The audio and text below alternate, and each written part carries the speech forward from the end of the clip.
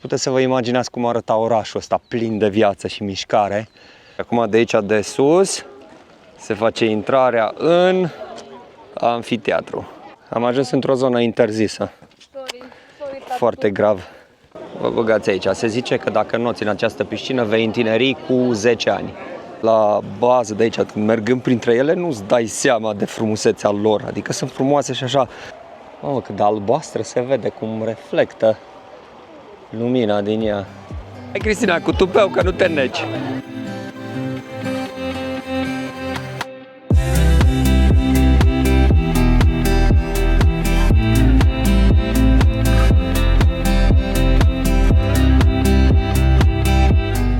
Dacă vă plac filmulețele noastre, nu uitați să vă abonați la canalul nostru, este gratis, iar pe noi ne ajută foarte mult. Bună dimineața și bine ați venit la un nou vlog din seria noastră de aventuri prin Turcia.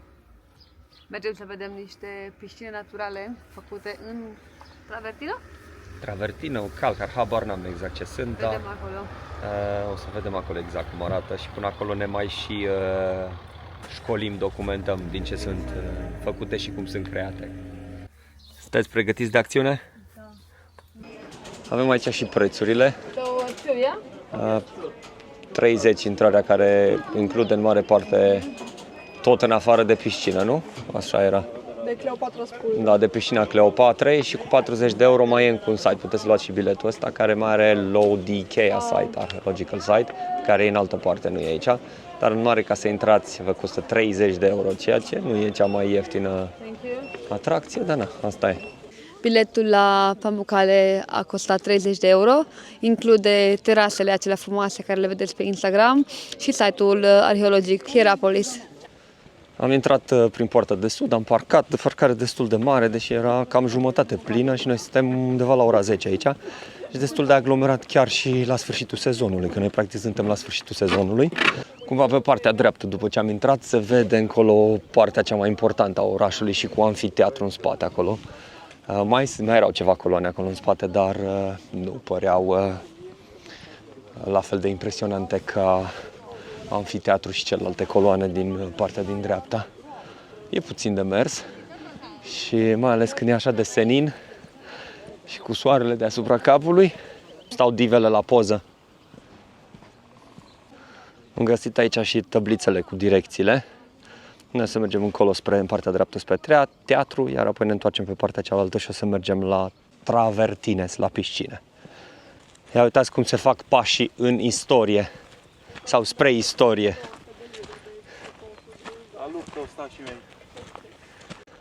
Că puteți să vă imaginați cum arăta orașul ăsta plin de viață și mișcare, cu clădiri, cu străzi, în secolul II înainte de Hristos. Ne-am cultivat și noi puțin și putem să vă spunem că Hierapolis e un oraș helenic, grecesc, din secolul II înainte de Hristos, cu un amfiteatru foarte impresionant, pe care se poate chiar urca.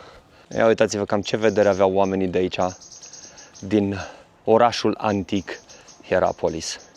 Da, aici am găsit marmură, da? Cum s-a prins mușchiul ăsta pe ea sau ce-o fi. Ne uitam la modelele astea cât de complexe sunt aici cioplite. Dacă ai probleme și nu poți să urci, poți să optezi și pentru o mașinuță din asta să te aduc aici.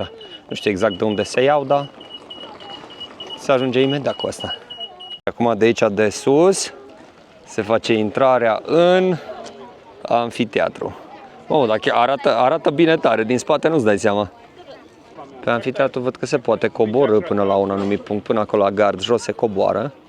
Cum pare foarte, foarte bine conservat, cel puțin pe partea de jos, cu coloanele și cu intrările alea, arată impresionant. Sunt curios dacă statuile de jos mai sunt originale sau sunt replici. Probabil că originalele sunt prin muzeele lumii. Faptul că nu a fost nicio așezare importantă aici în zonă și doar satul ăsta mic de la poalele izvorului, ce creează a 8-a minune a lumii, cumva a salvat situl ăsta arheologic și a rămas foarte bine conservat. Am zis să ne plimbăm un pic și pe bulevardul principal din orașul Hierapolis. S-a lăsat puțin pe mijloc, dar încă se merge bine. Am luat-o pe o stradă așa mai privată, după ce am ieșit de pe strada principală și am ajuns aici, într-o zonă unde nu mai e nimeni, adică numai noi. Și câteva șopârle. Am ajuns într-o zonă interzisă. Sorry, Foarte grav. Vreau să-mi cer scuze statului turc pentru că am luat-o într-o zonă greșită. Citeam acum un articol că în 2021 intrarea la terase aici în Pumacale era 108 lire turcești, care însemna, nu știu, 5 euro. Cred că chiar mai puțin, în fine, în jur de 5 euro. Iar acum e 30 de euro în 3 ani de zile. Aici avem și o imagine cu orașul Hierapolis din secolul 3 înainte de Hristos, sau cum arăta el în secolul 3 înainte de Hristos. Avem aici și amfiteatru, pe care l-am vizitat și noi. Și aici se vede pe partea asta cum erau băile astea, terasele cu băile termale. Ca și activitate, așa mă gândeam că poți să pierzi liniștit o zi aici. Vii, vizitezi orașul antic Hierapolis, apoi vii să te îmbăiezi aici la piscina Cleopatrei, să noți în aceeași piscină unde a notat și Cleopatra, iar apoi să mergeți în partea cealaltă să vizitați piscinele terasate și să faceți poze și să vă bucurați de a 8-a minune a lumii. Am venit să aruncăm un ochi aici la piscina Cleopatrei. Dacă vrei să noți printre ruine, vă băgați aici. Se zice că dacă noți în această piscină vei întineri cu 10 ani. Și apa e undeva la 37 de grade constant, deci e apă termală. Vreți să vă faceți poze, cineva va trebui să stea afară, pentru că înăuntru în piscină nu o să vă lase să intrați cu telefonul sau cu camera sau cu alte accesorii de genul. Dar din afara piscinei poate cineva să vă facă poze, deci nicio problemă. Am uitat să menționez, dacă vreți să o vizitați, să vă uitați practic din afară la piscină, nu plătiți nimic, adică nu e nicio taxă, nu? Doar dacă vreți să intrați în piscină, plătiți. Da, se vede pe aici e intrarea, se văd turnicheții acolo, pe acolo se plătește și pe aici se intră în piscină. O chestie pe care noi am făcut-o acum, ne-am cumpărat un bilet la piscină, ne-a luat 11 euro și ne lăsăm toate zorzoanele aici și apoi o să mergem jos la terase, că e mai ok decât să le cari cu tine la terase. Dacă vi se face foame, aici în zona piscinelor chiar au de toate. Văd restaurant, au și de suveniruri, zonă de sucuri, o suc de rodie, trebuie neapărat să încercați sucul de rodie în Turcia. Și de aici văd zona de cafea, dar cafea au pe ambele părți, am văzut că și în spate și aici puteți să vă luați cafea. Am făcut un scurt ditur, am inspectat piscina Cleopatrei, ne-am lăsat bagajele la vestiarele alea acolo și mergem să vedem acum partea asta unde sperăm să fie piscine pline. Uite, dacă vrei o poză, 250 de Turkish lira. Eu mi-am lăsat Adidas și aici, așa că dacă mi-i fură cineva, s-ar putea să merg desculț. Dacă nu poți să intri încălțat în ele. Momentul adevărului acum. Ce înțeapă! Ce caldă și ce mișto e! Da, pe partea asta se simte un pic mai alunecos. Băi, aici unde a crescut mușchiul. Ori am eu pielea prea subțire la tălpi, ori chiar înțeapă. Pe unde e mai mult calciu de ăsta adunat, se merge mai bine, e mult mai fin. Acolo, pe partea de sus, era mai... Ai grip, ok. Da, pe aici se merge bine. Sunt anumite porțiuni unde se merge mai ok. Mamă, dar cum reflectă soarele, zici că e zăpadă, cum e alb așa, ai impresia că e zăpadă. Și acum un sfat foarte înțelept pe care noi nu prea-l urmăm. E să vă treziți de dimineață și probabil să veniți la prima oră, pentru că e mai puțin aglomerat. Hai, Cristina, cu tupeu, că nu te neci. Ia uitați, ședință foto în spate, n-ai ce să faci. Pac, s-au pus la perete, fiecare cu poză, cu nebunii. O să merg un pic să explorez mai mult.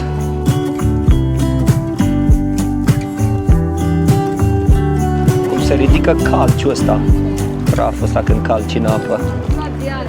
Că practic ăsta se întărește pe stâncă și formează culoare și dă culoarea asta albă. De sus, dacă pornești și vii de la unde am început și noi, de partea de sus, și cobori pe toată zona asta terasată până jos la cealaltă intrare, undeva acolo, durează o oră. Cam asta e toată zona. Bine, pe partea asta pe unde se amenajat și așa și pe unde te lasă să intri, cam toate sunt pline de apă, nu sunt uscate. În schimb, pe partea asta, da, într-adevăr, și acolo unde se vede foarte frumos, sunt uscate. Acum vreau să vă zic un sfat înainte să ajungem la sfârșitul videoului. Cea mai bună opțiune e să veniți, să vizitați aș zice cât mai de dimineață, să vizitați orașul vechi, să vă lăsați toate lucrurile la locurile de la piscina Cleopatrei, să veniți încoace, pregătiți de poze, să faceți toată zona asta cât mai repede ca să nu se aglomereze și apoi să mergeți să vă relaxați la piscină, unde e și zona de mâncare, de băuturi și toate astea. Cam asta ar fi, cel puțin din punctul meu de vedere, cea mai bună opțiune. La bază de aici, mergând printre ele, nu-ți dai seama de frumusețea lor, adică sunt frumoase și așa, dar dacă ați văzut pozele pe social media și așa mai departe, care se văd cu piscinele pline, albastre și așa, sunt făcute de undeva de sus și atunci clar că de aici, dacă stăm la baza asta, probabil se văd așa un pic mai frumos terasate, dar de undeva de sus s-ar vedea mult mai bine.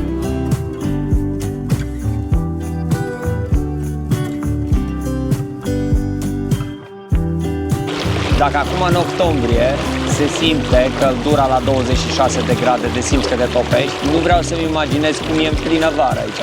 Cred că fierb piscinele astea, nu o să mai fie o piscină de apă caldă, una de apă rece, o să fie piscină de apă fiartă.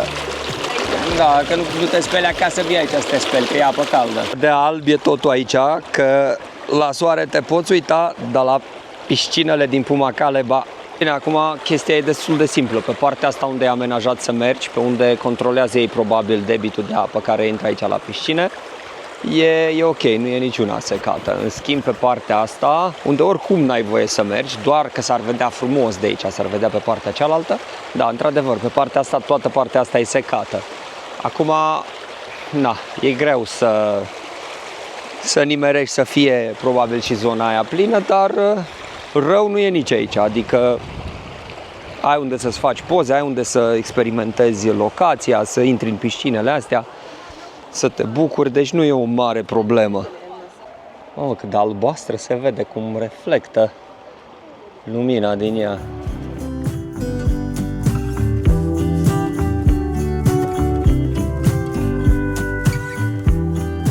Și încă o chestie, cred că e mai puțină lume cu cât te apropii de bază, cu cât cobori spre capătul terasei, cu atât e mai puțină lume. Majoritatea se îngrămădesc acolo la intrare, deci e mai bine să coborâți un pic. Da, e un pic de efort, dar merită.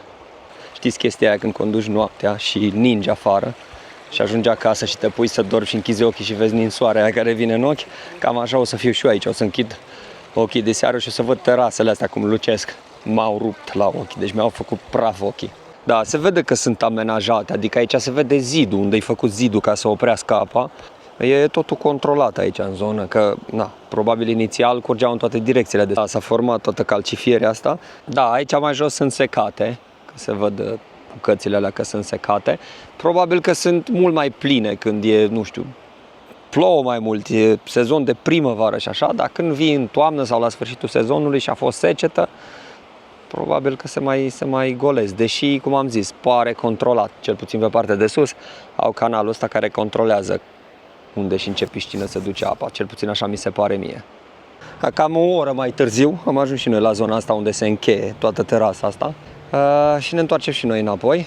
Depinde acum să zic, da, o oră jumate sunteți jos, aș zice o oră, cam așa, și o oră înapoi, dar înapoi nici o oră, pentru că dacă v-ați făcut toate pozele și v-ați uitat în timp ce ați coborât, nu mai durează înapoi, să zicem 20 de minute, cred că.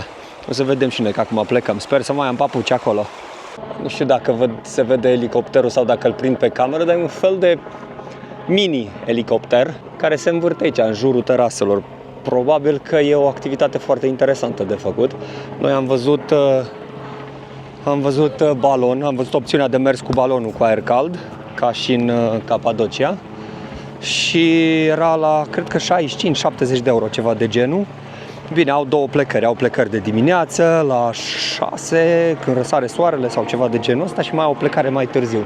A doua plecare, mi se pare că erau mai ieftine și erau și mai puține baloane. Cred că pe prima plecare erau 30 de baloane și pe a doua plecare erau 10 sau 15 baloane. Am văzut că săreau și cu parapanta de dimineață. Deci sunt activități aici în zonă, clar. Aveți ce face. Noi mergem acum să mâncăm, să vedem cum e mâncarea de la piscina Cleopatrei și poate intrăm și în piscină. Să vedem cum e treaba acolo. că n-am menționat când am coborât. Începeți de aici traseul, mergeți pe margine până jos, jos, jos, dacă se vede. De aici așa până jos, jos, jos, jos, jos, acolo. Cam acolo jos se termină.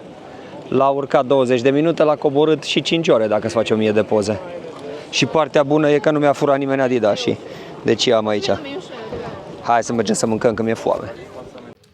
Și dacă veniți în zonă și aveți ghinionul de a vă lovi pe la degete, să aveți cu voi plasturi și alte chestii, pentru că nu au aici. Deci nu au nicăieri trusă de prim ajutor. Au zis că dacă te lovești, asta e, sună la ambulanță, vine ambulanța și te ia. Acum te întreb dacă e ceva mai minor, nu știu, îți rupi o unghie, cum a pățit Mari sau ceva de genul. Ar trebui să aibă și eu trusă de prim ajutor și sincer n-am văzut nici în mașină. N-am văzut trusa de prim ajutor. Îmi retrag cuvintele, au aici first aid, apare undeva în dreapta prim ajutor.